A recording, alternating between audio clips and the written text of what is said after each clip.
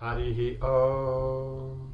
Sahana Vavatu, Sahanao Bhunaktu, Sahaviryan Karavavahai, Tejasvinavadhitamastu vidvishavahai. Om Shanti Shanti Shanti. Om Jaya Shri Krishna Chaitanya Prabhu Nityananda, Shri Advaita Gadadhara Shivasari Gaura Bhakta Vrinda. Hare Krishna, Krishna Krishna, Hare Hare, Hare Rama, Rama Rama, Hare Hare. So now we have that the Pandavas are out of exile, then all the different kings have all come, the family and all that, close friends have come, and now they're discussing now what to do, right? Whether they should approach Duryodhana, whether this and that, whatever they should do. So different points have been said. Some say you go to Duryodhana, ask him, he'll be very kind and all that. But then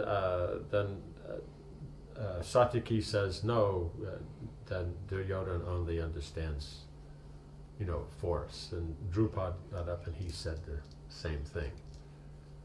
So then Drupad now continues his presentation. Everyone present esteemed Drupad's wisdom and maturity.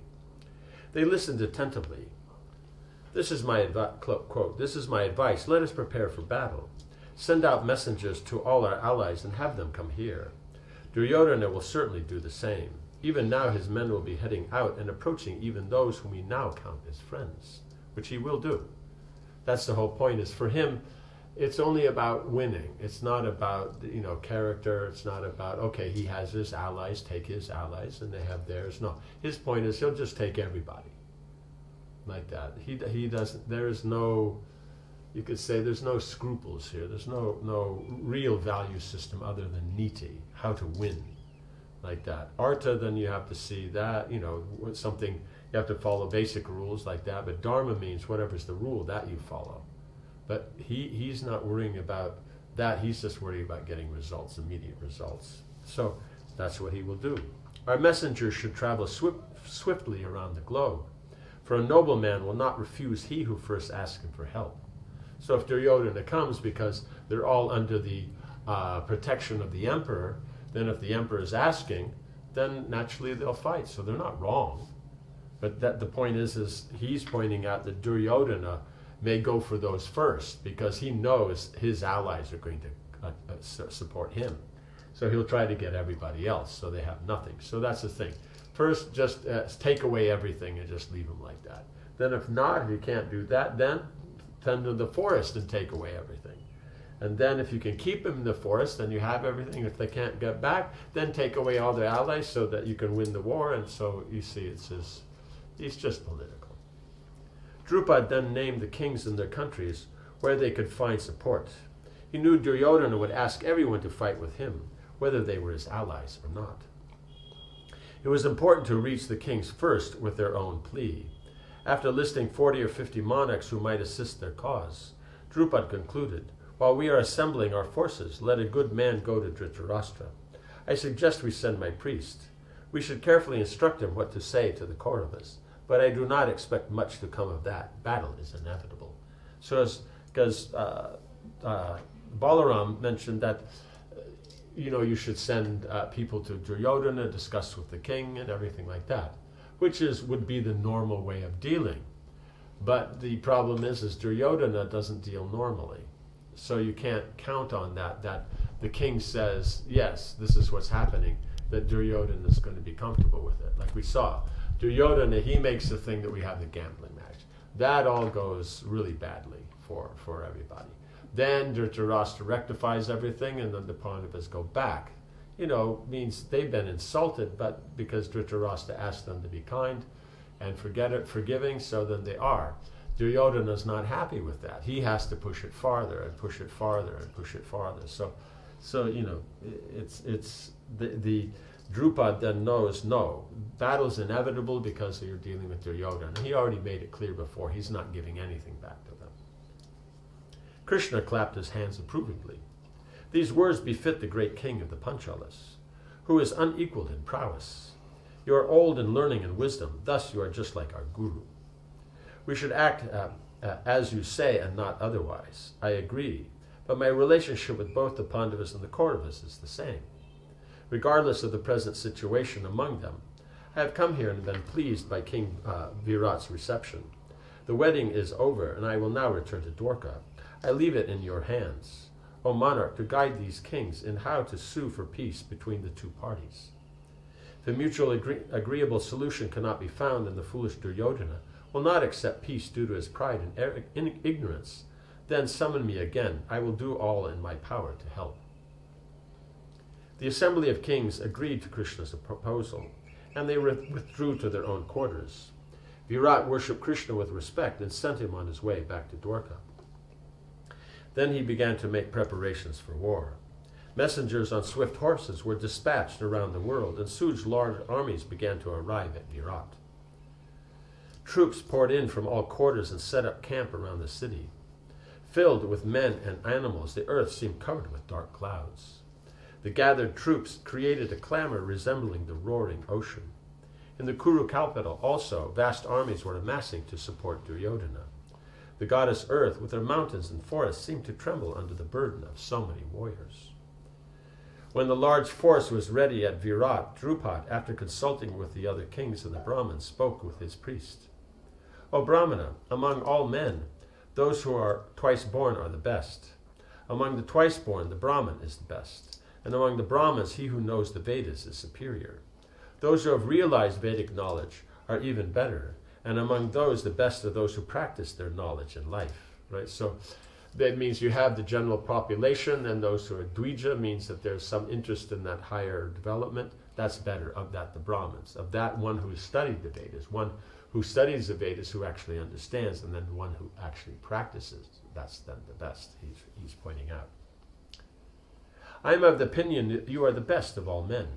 Having realized the Supreme Brahman, your knowledge and wisdom are equal to Brihaspati. So practicing it means then you're going to dedicate yourself to Lord Vishnu. That's the whole point, because the Vedas are saying about surrendering and serving Vishnu. Others know it's there, but then they'll be actively engaged in pursuit of fruit of activities or liberation. But one who actually understands goes beyond that.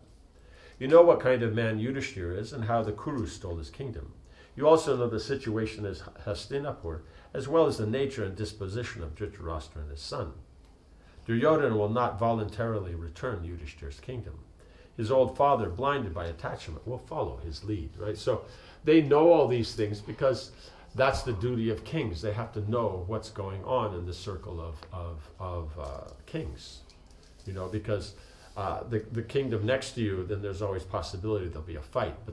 But since King A and King B are next to each other, B might fight with A, right?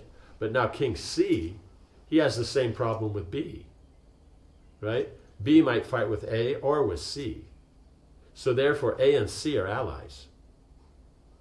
And by that then he doesn't fight with either, because if he fights this one will attack. If he fights with this one, then he'll attack. Right? You know, so that's the whole thing, is that you have to know the circle of kings. And so he'll know everything about them. So he knows all the different things. He has his people. Drupad then explained that although he should go to Hastinapur to ask Dhritarashtra to return the Pandavas' kingdom, there was another purpose. He knew that Duryodhana and his father could not be swayed by reason. So then, why waste your time? The priest's job, therefore, was to convince other Kuru leaders of the righteousness of Yudhishthira's claim and of Duryodhana's foolishness in bringing on war. After 13 years of listening to Duryodhana, few among the Kurus may still recognize the truth. The cruel and dishonest treatment meted out to the Pandavas at the dice game might have been all but forgotten. Even the wise and ever virtuous Balaram seemed to have been influenced towards the Kauravas. By speaking words of virtue and truth, you will win the hearts of honest men.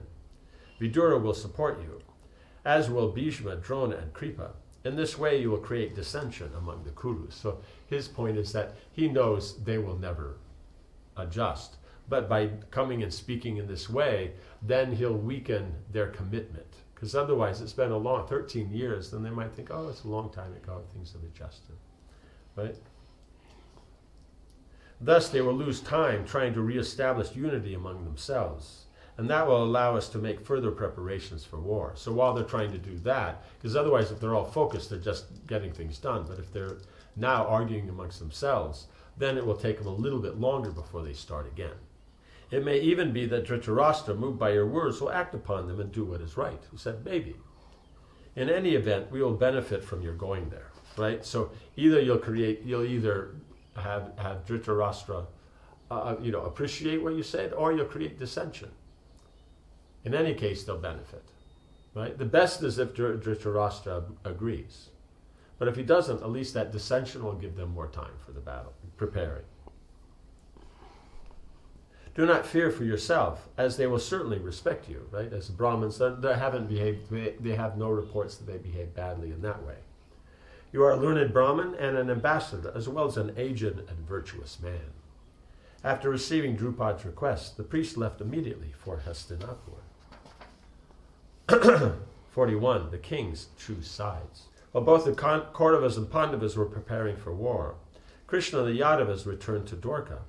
Duryodhana heard of Krishna's arrival and decided to go personally to ask his assistance. Having learned from his spies of the Pandavas' preparations, the Kuru monarch had already sent messengers to every part of the globe to seek other kings' assistance. So he knows they're doing, so he's sent out the same. So that's the point. Generally speaking, whoever goes to you first, then they accept that first. If two people come, well, he asks first. Unless they're specifically allies, then they'll say no. But people who are friends, it could go either way, like that. Does that make sense? In other words, friendly means that they're not inimical towards you.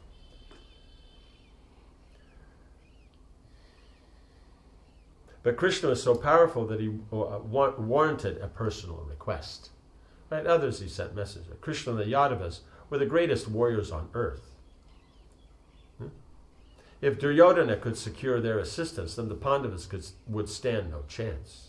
Right? Here it's known Krishna is his good friend and all that, but he's still going to try to get him to fight on his side. So because he's not looking at relationships or anything like that. He's just looking at politics. At the same time even relationships are there. If you happen to be on the other side, then as Kshatriyas, then they perform their duties and fight, like we'll see with Bhishma and Drona. But here he's not considering that level. He takes advantage of people's religiousness, but he doesn't himself follow it. He follows niti, which is just immediate results. Krishna was their main support. Accompanied by only a few bodyguards, Duryodhana mounted the best of his horses and set out for Dwarka at a gallop. In Virat, Arjuna also thought of Krishna. After consulting Yudhishthira, he too decided to go personally to seek his friend's help. Leaving in a swift chariot, he soon arrived in Dwarka.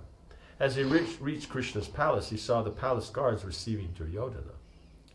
The two princes, after greeting each other in a friendly way, went together to Krishna's chamber.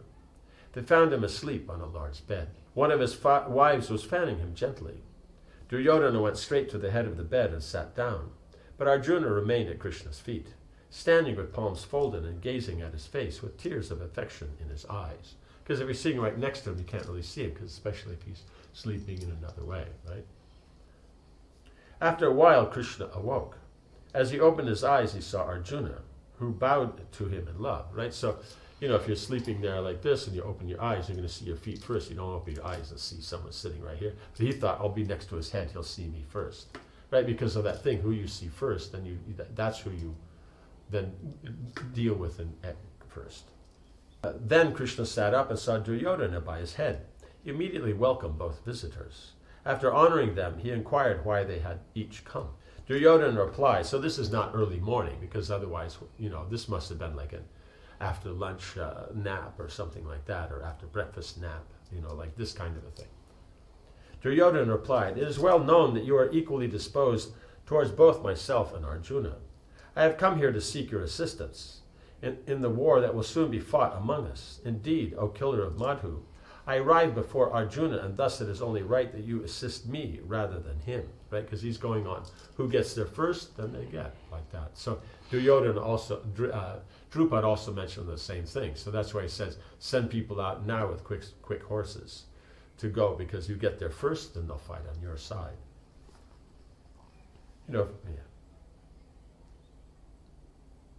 This is the practice of good men, and you, Krishna, are the best of men. Right? He's saying good men do like this, and you're the best, so of course you're going to do this.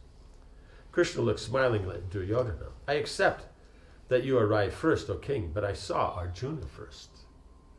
Right? I accept that you may have arrived first, right? But it was just ahead. But still, it was first. But then he's saying, but I saw Arjuna first. Therefore, I think I will help both of you. Right? So he's saying is, you'd be one or the other if you went by that. But he's saying because you may have come first, but I saw him first. So therefore, then that puts it on equal things. Just like if you have a crowd, first one you see, then you deal with him. Therefore, I think I will help both of you. Scripture ordains that one should help the youngest first. So I will offer first my assistance to Arjuna. I have an army of 1 million soldiers, known as the Narayanas, all equal to me in battle. Let one of you take them, and let the other take me alone. But I will not fight. Indeed, I plan to leave my weapons aside during the entire battle. O son of Kunti, what do you choose? So he's pointing out here, I will help you both. So therefore I will help you both because you both have a claim. One has been arrived first, one has been seen first, right? And he has that anyway equal towards the Kurus and the Pandavas because they're one family, right? Because Kunti's married into that family. And so then at the same time at the same time, then there's the element that two have come, but he helps the youngest first, right? And so therefore Arjuna is younger than Duryodhana. Duryodhana is the age like Bhima. Yudhishthira is the eldest, so he was born first. Then was Duryodhana and Bhima. Then after that Arjuna. Like that. So he says, one side you get 1 million soldiers, right? So 1 million soldiers, that's 10 lakhs of soldiers. So that's a lot of people. That's a very big army. And that otherwise, Krishna is just saying, and I will, or you can have me, but I won't fight. I'll even leave my weapons here. Without hesitating, Arjuna chose Krishna. Duryodhana could hardly conceal his joy because he's saying, what an idiot, why wouldn't you take the army? Just being sentimental. Arjuna's sentimentality had overpowered his reason, according to Duryodhana. He had forsaken Krishna's invincible army in favor of Krishna himself, who would not even fight. What a mistake, right? So this is Duryodhana's. His lips curling in a half smile, Duryodhana said, it seems then that I am left with the army. He's just saying, it looks like he gets you, but I'm just left with the army. But he's thinking, what an idiot. With your permission, O Keshava, I shall now depart.